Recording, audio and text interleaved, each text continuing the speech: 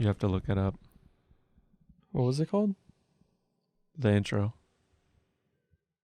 It's a Google Doc. Is it on your drive?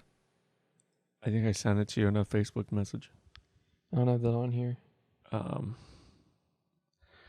If I shared it with you, it might be on there. I think I can remember it.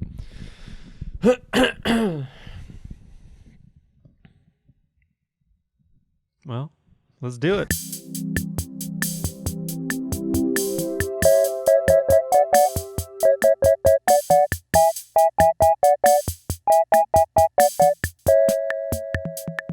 Hello and welcome to Everyone's a Critic, a show where me and my best friend Jason review a bunch of things around us. And this week we're taking on classical music.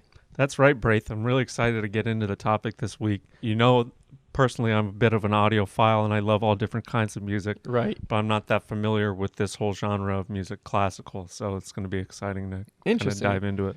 A bunch of people I know that are into audio are big fans of classical music because it's a lot of just instruments, pretty much. And yeah, so you that's can kind of gauge how good it is via how many instruments are on a track or how well they play. Yeah, sometimes, I mean, it's a general rule of thumb that if there are more instruments, that means probably more work went into it. Exactly. And you can kind of think that, you know, maybe this is a little bit better than, you know, this has only like 2 clarinets on it. It's not that good.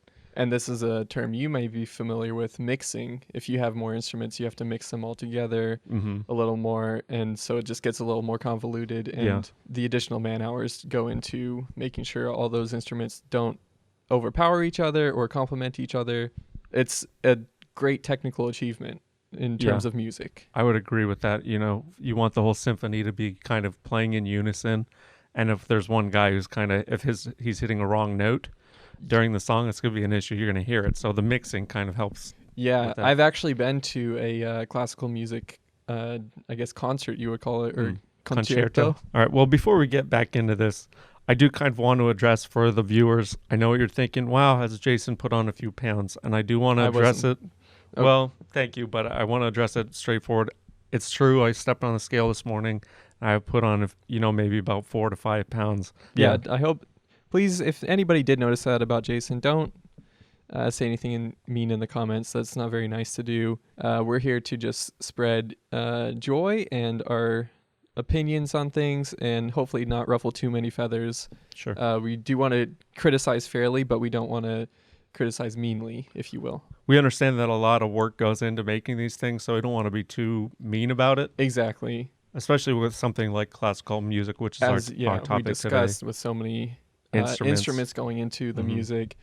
Not only do you have to mix all those instruments so well, but each instrument has to be played by a different person. That's true, unless they're kind of double tracking or using different tapes. So it could be, maybe there could be one guy who plays all the different instruments. How would they do that? Basically, the way it would work is they would have a different tape for each instrument, so only one guy's going to be playing. It's kind of like Trent Reznor. He plays all the instruments for Nine Inch Nails.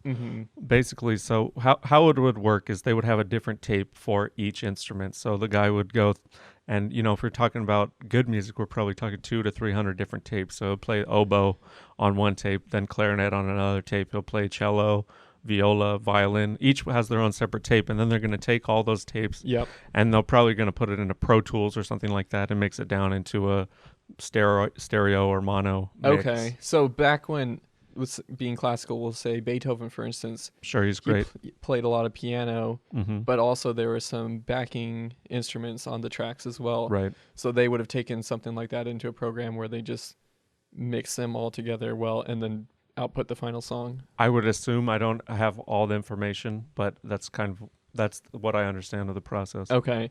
Seems like a lot of work and a lot of hard work. I've dabbled a little bit myself in making music, and it's very confusing. Just first playing the instruments, let alone figuring out how to use the right programs and how to put different effects. Like, as you said, Trent Reznor does a lot of Nine Inch Nails, and he's got some of his stuff sounds weird. If you ask it's me. A little bit creepy. Yeah, it's a little bit out there, but it's something you can easily play on Halloween and Yeah. keep it in the mood. I mean, I was thinking I don't listen to so much Nine Inch Nails, but I will put on the soundtrack to Social Network or the Vietnam War documentary by Ken Burns. He did the tracks for that? He actually did. They use a lot of source material from the era, so you're going to be hearing classic rock tunes of the 60s and 70s. Okay. But the score is Trent and Atticus Ross together. Now, Trent Reznor. That's very interesting in its own right, but you brought up an interesting term, classic rock. I mean, classical music is a different thing, I'm assuming, right? It doesn't have as many vocal tracks. In terms of classical? In classical music, but a Correct. classic rock song, you got, a lot of bands that are screaming lyrics or just having any lyrics of any kind. I mean, I wouldn't call it screaming. I would call it more like melodic singing. You're getting something like Journey. Classic rock is kind of like my area of expertise. So there's a lot of music where they will have singing, and it might sound like screaming to you, but actually, if you get to familiarize yourself with the genre, you'll realize, like, oh, actually, the singer of Journey, the guy who won that karaoke contest or whatever, he actually is it's singing, and there's a lot of dynamic range inside his voice. So for an audiophile like me, you really pick up on those different. Absolutely, yeah. Okay, yeah. I guess I chose the wrong word in screaming, but a lot of them are kind of yelling. They have to get their voices heard, so I don't know if they quite understand the reason for a microphone. Like, they think they have to project a little more. Well, but it does turn into a melodic kind of thing. I don't want to kind of contradict you at all, but part of the thing about classic rock is the instruments are going to be a little bit louder. Okay. That's why you get that rock and feel. Yeah. So the singer has to kind of sing so that his voice will kind of show itself over. Sure. Yeah, I don't think that contradicts my point. I think I'm just learning something, and that's what I want to do with I just didn't want to step on your toes. No, I appreciate that for sure. But I will take that into account when it comes to my final verdict for classical music. So classical music, there's a lot of great artists. Being so old, there's been a lot of people that have been able to work in the genre. Sure. Although they don't really do classical music today. But the classics are, you've got Beethoven, Bach, Tchaikovsky. It's great. The guy who did the Charlie Brown music. Vince Guaraldi. Is that considered classical? I'm not a stickler for the different genres. I don't know, but there's kind of piano and more acoustic sounding instruments. So I probably would kind of classify it under that umbrella. Okay. He has one of those names that seems like it would fit in with, a Beethoven. Right. Guaraldi, it has kind of like that European flair exactly. to it. Yeah. That's where a lot of this stuff comes from. From France. Yeah. There's all these great artists, but I only know a few songs from each. Like, there's Beethoven's second, Beethoven's third. And a lot of great movies also based on those songs. Oh, the Beethoven films, yeah. With a dog. Yeah, I have not seen those since I was very young, but those I do remember having a laugh. I don't remember quite the score to them. Was that using Beethoven's music? I haven't seen them probably since the VHS era, so it's been a while. I don't want to date myself too much, but maybe more than 20 years. But I would have to imagine it's all that kind of just stuff. Classical pianos and stringed instruments. Violins, violas, cellos, that kind of thing. And then you got some woodwind like oboe, flute, clarinet. It's kind of a funny word, though, actually, oboe, if you really think about it. It reminds me of elbow. Dude, how am I going to play that? Where your funny bone is. I guess that is kind of what brings it together in your head. So a lot of that music comes before the artists that we enjoy today. And so they're taking a lot of inspiration from this type of stuff. Yeah. They're listening to the melodies and maybe the instrument work and the mixing even, and taking those lessons that these people like Beethoven, for instance, have learned through their mistakes and are applying them to their own new types of genres. Not classical, but they all evolve from classical, I feel. Sure. I guess you could see that if I go and listen to some of the music like in the digital realm, I'll go on SoundCloud and listen to some of these guys. Sure. And they do have a lot of the same kind of elements. Like the songs they start out and then they establish a melody or a rhythm. Right. And then the difference between something like Lil Xan or something like Bach is that there is going to be that vocal, instrumentation, the singing or rapping, however it may be. The musicality to it. It's the song structure is similar, but it does derive and do its own thing a little bit. I feel they're able to do a lot of new stuff because they're they don't actually go to studios to record. A lot of them are recording in their bedroom, on their computers or laptops, and they have electronic instruments that they can kind of mess with the sound a bit and get a lot of different sounds that the older musicians such as Beethoven weren't able to quite experiment with, because they're all making music in an era without electricity. So it's largely just like physical instruments that they're dealing with. So again, like, not to compare newer music to older music, but I do think, though we may see classical music as kind of boring because there's nobody kind of singing or rapping over it, it's extremely important to the music that we enjoy today, because without it would not have evolved into some of these modern artists like Nine Inch Nails, for instance. Oh yeah, that's interesting, because when I think about music, I definitely feel that modern music is definitely absolutely better.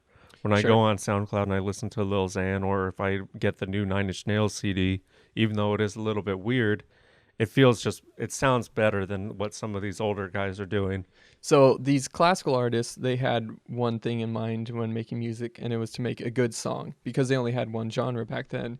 They weren't like trying to invent their own style. They're just, this is the early days of music, so you just do anything. It's just music. Yeah, exactly. We'll get into it a little bit later, but there are different eras of classical music, such as the Romantic era and Baroque. I'm not quite sure which artists fit into which era, but a lot of it sounds the same. That being said, a lot of the musicians that we have today, such as Nine Inch Nails, they're able to just do their own thing and make kind of Halloween music, because they've carved out their own niche, if you will, and there's a market for that. Right. Because a lot of us know that different types of music exist in these days, whereas back then you're not able to download an MP3 or anything of the sort. You just kind of have to go out and see who's playing what. Yeah, that's really interesting. Thank you. So, of course, we could talk about classical music all day. We could list all the different kinds of instruments that they use: violins, violas. Yeah, absolutely. Cello, harpsichord, which is kind of like that Addams Family sound. But the theme song, yeah. Yeah, exactly. The Addams Family, that Halloween sound. I like that, yeah. Yeah, but that, of course, is not being classical, but it using the same instrument that they... I would kind of consider it classical, but I digress. Okay. We could talk about classical all day, but really when it comes down to it, the only way to truly evaluate is if we listen to some classical music. Absolutely, and I've actually prepared for this by bringing along a vinyl record. And you, being an audiophile, know what this is. Yeah, absolutely. So this is definitely the kind of format that most music should be listened to on. If you want to hear all the different dynamic ranges and stuff, you got to get one of these. Get yourself a hi-fi stereo. You can get a Crossley at Barnes & Noble if you want to start out. But this is the format that you want, and you're basically going to take this record, put this thing on, and when you drop that needle, it's just a magical feeling. Yep. And you're going to get way more depth to the bass, to all the instruments. And, when it comes to the mastering and mixing, like you were saying, this is kind of how the musicians are going to format their music to be heard. Right.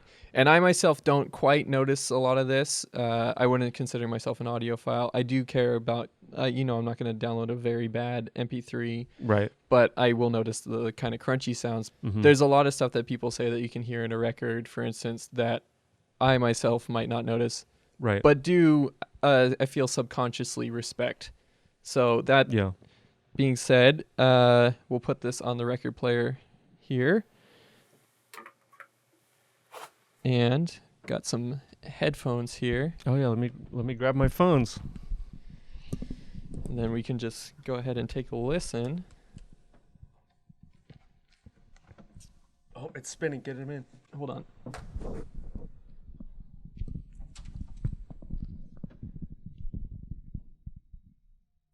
Wow. Yeah. That is loud. You hear the dynamic range? Yep. Uh-huh. Well, actually, it might just be turned up too loud because some of these are lower. Oh, that's better. Oh, yeah. Yeah. That was actually, I think that might have just been some dust on there. What? I think it was dust on the record. Oh, making the... Uh-huh. Okay. This is really cool sounding. What is that instrument? I think that's the piano. I don't know. That's the piano. This is... Are you sure? I can't read it because it's spinning, but I want to say this is Beethoven. Uh-huh. Huh? I think it's Beethoven. Yeah, that's beautiful. Yeah. But the lows are so low. What? The lows are so low, but you can also hear the highs because it's on vinyl record. Yeah. If you speak higher, I can hear you. Okay. Oh. That's wow. See, a lot of this that I'm kind of respecting is the instrumentality of it. They're playing these instruments very well. Right. I'm wondering how many takes this took, to be honest. I think back in the day, the way they would do it. Huh? Back in the day, the way they would do it, it just records straight to the record, so they kind of only get one shot. Oh wow! So it's like a tape. Yeah, maybe turning the mic on in your computer and just going. Uh-huh. I wonder if okay. That's kind of. Did you notice that? The way the violin kind of played the same notes as the piano there. Yeah, I was kind of I don't know how to call it, but it just sounds amazing. But really you're hearing like such clarity to each instrument. You can hear each instrument like so crystal clear because of the format and because we have these studio headphones. Yeah, this is unreal. If I'm judging based off of just this song alone, classical music's gonna get a high score. But hey, don't give it away too early. But let me just jump onto the next track here. How do you change songs? Oh, let me do this. You might want to plug your ears for a second. Ow! Hurt my other ear. Oh yeah. Wow, this is different already. Different notes. It's still beautiful though, I gotta say. I'm loving it. And this is actually, it's hard to read. I think this is a different artist. This might be, is that Bach? I think so. I'm only seeing a few letters on there. Wow, so he's using a lot of the same instruments as the Beethoven song, but definitely playing them in a different way. Yeah, it's a little bit slower. Huh? It's a little bit slower. That's true, but I don't think that takes away from it. Yeah, it kind of sets a different mood. It makes it feel a little like I'm almost more sad listening to it. I would agree. Yeah. I can just imagine sitting in a French cafe drinking a cup of coffee. Oh, absolutely, or a concert hall. Yeah, and it would probably be in black and white if I were going to take a photo. I don't think they had color. Oh, if you were to take it today? Well, back then, if I were to take a daguerreotype. I don't even know what that is, but that sounds incredible. That's what they used back in the old days. Is that an old photograph? Well, yeah, it's like when they do it on metal. Okay. Yeah, tintype, you might call it. I wouldn't. I would love to see this in a concert hall. Or a concerto. Concerto hall, yeah. Mm-hmm. Phenomenal. Should we go to the last track on here? All right, let's do it. And then you got it this time? Let's see. You just lift it up? Yep. And we'll pop it there. Ow. Yeah. I'm not sure about this one. I like it. It might grow on me. I'm going to give it a shot. So let's just take a listen. It feels very powerful. Let me listen. Oh, I'm sorry.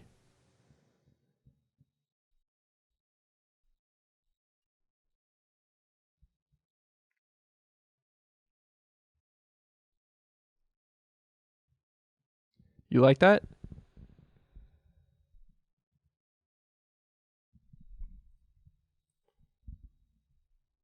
Oh, I do like it. I'm loving this. It took a little bit, but I kind of get it now. The way he's able to play the notes so fast. Uh-huh. It's like, it was a little intense for me. I was almost like, what am I listening to here? Right, and I think that's the beauty of music is you're able to feel all these emotions through somebody just playing instruments. Right. All right, well, I'm going to turn this off now. That's great.